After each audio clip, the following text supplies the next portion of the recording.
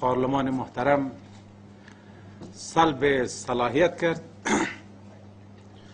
دلایل خود، البته عدم قناعت خود مبنی بر دلایلی که پارلمان محترم عده از پارلمان محترم از وکیل صاحب محترم داشت خدمت شما بگویم.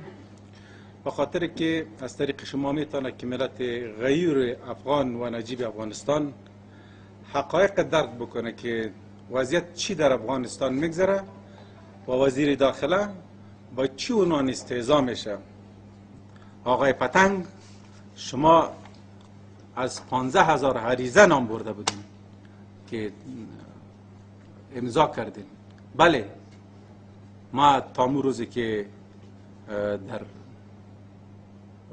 شورای وزیران، شورای امنیت گزارش دادم، واقعا که ما 15,000 عریضه را امضا کرده بودم. تعداد وکیلایی که عرایضشان معقول به جا بود با قوای احترام ما برای امضا کردیم. مثل که امروز اوی دا وکیلایی که حقانیت هم میفهمید و به این ملت درد داشت و حالش به این ملت میسوزید و حالش به مجموعه یا قتله روشنفکران و مردم مستضعف افغانستان میسوزید و رای موافق دادن و هیچ نوع اعتراضی نداشتن و میفهمید که پتنگ در پهلوی جامعه مدنی و در پهلوی ژورنالیستای خود و در پهلوی مردم افغانستان خود قرار داره. و این توطئه چطور شد؟ این توطئه از وقتی که ما وزیر داخله شدیم علیه ما جریان داشت و بالاخره تا امروز که یا موفق به کار شد. ما دلایل برشان داشتم. ما 15,000 عریضه که امضا کردیم، اگر چیزش قانونی بوده و چیزش که غیر قانونی بوده، میخوام که فشردهش شما بشنوید. ما فعلا نزد وکیلای محترم 1533 نفر عسکر ما خلاف همه پرنسیب ها نزد وکیلای محترم موجود است.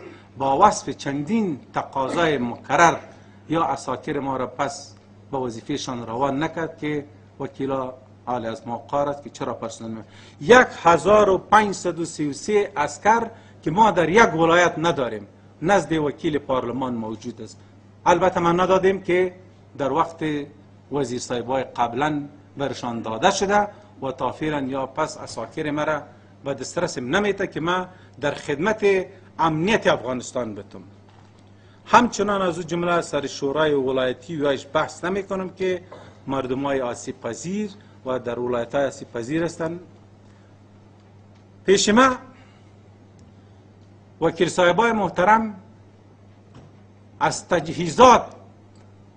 تجهیزات حربی ما استفاده میکنه. با عنوان وکیل که اعمال نفوذ در وزارت امور داخله داشت 46 اراده رنجر نزد وکیلای پارلمان وجود داره. من نمیدانم که رنجرها در کدام موارد و چه شکل از پیشش استفاده میشه و بالاخره پلیس در بعد موارد بدنام میشه که از وسایط سوء استفاده میشه، از وسایط پلیس سوء استفاده میشه. ما در مجموع 15,000 عرایض 6 اراده وسایط دیدم که خلاف تشکیل یا موتر کرولا یا پلنکو جزیره و دسترس وکیل صاحبا داده که این حق از یا نیست بالای وزارت امور داخله که از تجهیزات وزارت امور داخله یا استفاده بکنه. همچنان خلاف پیش وکیلای محترم ما طرز العمل موجود است که 2 الی 4 میل اسلحه باید با خود انتقال بدن یا 254 میل اسلحه غیر قانونی از طرف وزارت امور داخله گرفته که مورد استفاده قرار میده و همچنان 51 میل تفنگچه که به هیچ عنوان جواز نیست که سلاح حربی یک وزارت داخله یا وزارت دفاع نزد یک آدم ملکی و یک شخص پارلمانی باشه. اسلحه به دسترس از او قرار داره که وزارت امور داخله با وصف تقاضاهای مکرر موفق نشد که سلاح خود جمع بکنه. و همچنان شما ببینید دوستای محترم، در همین جمله 15,000 عرایض امر اجرای کارت سلاح برای 3002 نفر اخذ کردن. شما میگین که بدم نیست، اسلحه جمع نمیشه، افراد غیر مسئول در کشور در افغانستان در ولایت وجود داره، ولی وکیل صاحبای محترم ما 3002 میل اسلحه را بر افراد و اشخاص مختلف با عنوان تاجر و کمپانی و غیره و غیره و غیره و غیره امر گرفته که خودش باعث بی‌ثباتی، باعث بدامنی در تمام کشورهای ولایت کشور ما شده که قابل دقت و نگرانی است که شما چطور میتونید که با 3002 میل اسلحه را پس جمع آوری بکنید که یک خطر بزرگ است. و همچنان وکیل صاحبای محترم ما 84 اراده وسایط زره. وکیل صاحب محترم تو چی میکنی از 84 اراده وسایط زره را که از وزارت داخله تو امر میگیری و اوامرش باز به یک جای به دیگه جای میفروشی اگر تجارت نداری؟ همگیتان وسایط زره دارین، باز 84 اراده وسایط چی میکنین اگر فساد وجود نداشته باشه؟ و همچنان دوستای بسیار عزیز، مردم افغانستان که از طریق از تریبون میشنوین، 93 نفر قاچاقبر مواد مخدر، تبدیلی 93 نفر قاچاقبر مواد مخدر از یک محبس به دیگه محبس با عنوان ماکلینشان. آیا دیگه مردم افغانستان ماکلین از یا نیستن؟ آیا دیگه جرایمی که صورت میگیره مردم افغانستان نیستن؟ آیا خانم، یک زن، یک فرزندی که محبوس است او ماکل از این پارلمان نیست که 93 نفر قاچاقبر مواد مخدر از این محبس به او محبس تبدیل میشه؟ این ماکل وکیل صاحب پارلمان شد و این متوقی مردم افغانستان ماکل از یا نیست که بر از امر داده شده و اگر امر داده نشده باز وزیر داخله را وقت یا وزیر داخله که پیشروی پیش تانست به استهزا و به استجواب فرا خوانده شد. وکیل صاحب محترم، 232 اراده وسایط تاکسی تو امر گرفتیم. تو کدام شرکت خصوصی تاکسی داری یا ماکلین تو تنها تاکسیرانا است یا همه مردم افغانستان ماکل توست یا تنها تاکسیرانا؟ بپرسین از همین تاکسیرانا رایگان براتان دادم یا اوامره یا توسط چی؟ تو ماکل تنها اگر تاکسیران است، ماکلت اگر تنها تاجر است، ماکلت تنها اگر قاچاقبر مواد مخدر است که ما هم بدانم و مردم افغانستان هم بدانند که دیگه برای شما رای نده.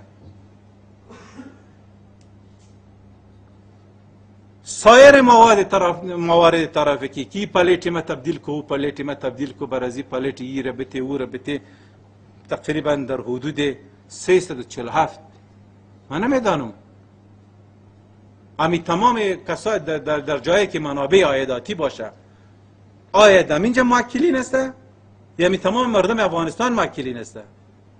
من نمیدانم. اگر ماکلین تعدادش کم باشه به 1000 2000 باشه، کشور ما 35 میلیون نفوس داره و یا ماکل 1500 2000 تاجر، قاچاقبر، موتر فروش دیگه هستند. این دلایل است که باعث استهزای ما شده. بر شما میتونم تبدیلی پرسونل. وزیر امور داخله ما هستم، معین محترم ما است، قماندانای ما است. سیستم وجود داره، همش تغییر و تبدیل میشه، هر کس وظیفه خود میتونه. 430 نفر تغییر و تبدیل کردن. از ولسوالی قماندان ولسوال، قماندان ولسوالی، ترافیک، پاسپورت، مواد مخدر، جنایی، لوجستیک. یکی نگو که بیا قماندان یک توله نظمیامه را برای ما تبدیل کو، یا برای ما کمیسار مقرر کو در بندر، یا ترافیک مقرر کو برای ما، یا مدیر جنایی برای ما مقرر کو، یا قماندان ولسوالی با مقرر کو که در آینده برای ما کمپاین بکنه. و با هنوز که وقت کمپاین بسیار دور است. تو از حال سرمایه گذاری میکنی برای کمپاینت و پول میگیری از این. نامم بد میشه از وزارت امور داخله که اینجا فساد است، در حالی که تو توسط فساد مقررش میکنی. چی کار داری تو در کار وزارت داخله که 430 نفر مقرر میکنی؟ ماکلین توست یا اینجا خودش رهبری داره که خودش تغییر و تبدیل بکنه؟ سلسله مراتب وجود نداره. ما وزیر داخله هستم، راسن به ریاست پاسپورت مکتوب میته که احمد ولد محمود برتان به ویزا و با پاسپورت و به ایگپا معلوم شد. پس کدام نظام؟ تو کدام قوه هستی که راسن به ریاست پاسپورت یا ریاست ترافیک مکتوب میتی که 23 قطعه عریضی راسن به عنوانی ریاست پاسپورت میتی که فلانی آقا برتان معرفی شد که برشان ویزا بده و فلانی آقا برتان معرفی شد که شما برشان پاسپورت بتین. چرا با وزیر داخله روان نمیکنی؟ چرا با معین اداریش روان نمیکنی؟ حدود 124 عریضه که ما برشان احکام در سابق گرفتن با بورس ها روان کردین. همگی بچه کاکا، همگی بچه ماما، همگی قوم، همگی تنظیم که هیچ تناسب تعلیمی پلیس مساعد نشد در زمان از یا. ببین از یک ولایت پوندیده در اکادمی پلیس برین در یک سمت 40 نفر از یک ولایت، در یک سمت 1 نفر از یک ولایت، در یک سمت برین 20 نفر از یک قومیت، در موسم برین 1 نفر از یک قومیت. کسایی که زوردار بود، واسطه دار بود شامل شده و کسایی که واسطه دار نبود، زوردار نبود شامل نشده. با این موارد تقریبا 11047 عریضه راجع به تثبیت رتبه ها. 7 عریضه برای ما آمده یه جنرال بساز. چطور جنرال بسازمش؟ پارسال کاکای عزیز شهید شده بود، احترام به شهادتشان، خدا غرق رحمتشان بکنه. آلو شهید شده، ای بیادرش برای ما جنرال بساز. خب قناعت میکنم براتان. یک رتبه برشان میتون. مکتب خوانده؟ نه. تحصیل کردن؟ نه. خیلی چی؟ پس وزیر داخله تو چی میکنی؟ علیه ما هستی. چرا جنرال نمیسازی؟ جنرال میار داره. ما 135 نفر جنرال در اطاعت وزارت امور داخله دارم که همه وزیر صاحبای داخله که آمده جنرال سازی کرده و کل جنرال ها فعلا در اطاعت قرار داره. جایی نیست که ما برای جنرال ها مقرر کنم. و امروز یکی از سوالای از یاما می بود که دگروالا چرا در بس جنرال ها قرار میگیره؟ دیگه ما او موی سفید چی کنم که کار کرده نمیتونه؟ ما با دگروالا رشد بتم، دگرمن رشد بتم، قشر جوان رشد بتم که جنرال شود. چرا مانی کار ما میشه که نمیمانی دگرواله که مسلکی است، افسری که مسلکی است، ما رشد بتم، جوان هستم که باندیش است، بانگیز است، کار میکنه. 135 نفر جنرالی که در اطاعت وجود داره بالاثر اینمی اعمال نفوذ افراد و اشخاص مختلف هم از حکومت و هم از پارلمان جنرال شده، یا که کفایت داشته یا نداشته عالی است، ولی بالای بار دوشم است که ما مجبور هستم برای از 135 بست جنرالی پیدا کنم. ما اگر برای از 135 بست جنرالی پیدا کنم، ما مجبور هستم 135 جنرال دیگر رخصت کنم. در وقت آرزوی پارلمان برآورده میشه و امروز جواباتشانه که ما کاملا در فضای صمیمانه گفتم، بازم رفت از این تکتیک هایی که داشتن. ما از او وزیرای داخله نیستم که با پول آمده باشم وزیر شده باشم و نه میخوایم که توسط پول قدرت یا وزارت امور داخله خود نگاه بکنم. ما میخوایم با مو قسم که عنوان کردیم که با دست پاک، با قلب گرم، با مغز سرد به مردم افغانستان کار میکنم و فیصله امروز پارلمان ما غیر موجه، بدون دلیل و یک توطئه سیاسی، توطئه قاچاقبرای مواد مخدر، توطئه کمپانی های خصوصی امنیتی و توطئه سیاسی و توطئه علیه روشنفکران افغانستان تلقی کردیم و ما به رئیس جمهور و به مراجع عدلی خود عرض میکنم اینمی سوالاتی که ما کردم ایره در پیشگاه رئیس جمهور کشور و همچنان در محکمه میگم و از حقوق خود دفاع میکنم. با عنوان از اینه که ما وزیر داخله باقی بمانم، با عنوان از که مردم افغانستان باید بفهمه که بالای سرنوشتشان کسی بازی نکنه. چرا سال 2014 پیش روی ماست؟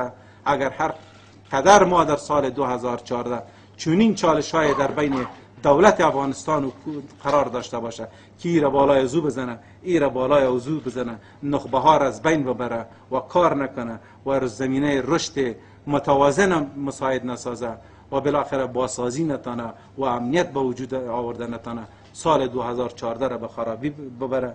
ما از خاطر توقع میکنم که رئیس جمهور کشور جمعاً با قوای قضایی کشور صدای مرا بشنوان از این تریبون و عرض خواد کردم و این عنوان با عنوان عرض ما به مردم افغانستان خواد بود که ما با عنوان از اینی که از هانی از یارا تحریک میکنم، با عنوان از این که یا بیدار باشن، توطئه های دشمن است، توطئه های بیگانه هاست، توطئه های است که هم در حکومت دست پیدا کردن، توطئه های است که هم در پارلمان دست پیدا کردن، توطئه های ISI، جاسوس های ISI و غیره جاسوس هایی که در افغانستان وجود داره، چنین توطئه ها را برا میندازه. و ما خواستم که امروز با عنوان آخرین گپ در مطبوعات با شما داشته باشم. باز تصمیم بودن و نبودن ما با قوه قضایی کشور که هر حکم میکنه و رئیس جمهور کشور هر امری که میکنه که بگوین در خانه بشینم، در خانه میشینم. اگر بگوین که کلاشینکوف بگیرین در سرحد شمال شرق کشور دفاع بکنین، دفاع خواد کردم و هر تصمیم حکومت ما عملی میکنم. آدم ناقص قانونم نیستم، آدمی نیستم که مثل دیگرها چوکی خود قایم بگیرم.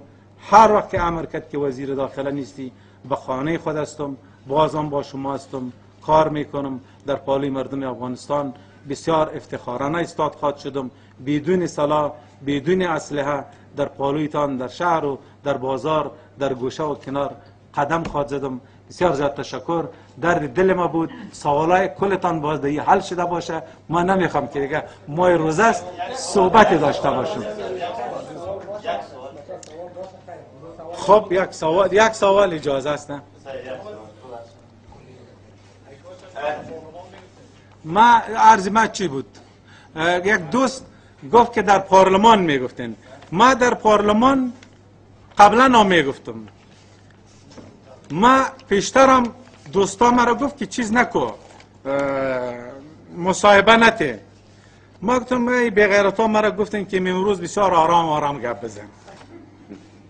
میمونه که همی گپا را ما میزدم بیرز خو توطئه بود، پول بود، توزیع شده بود.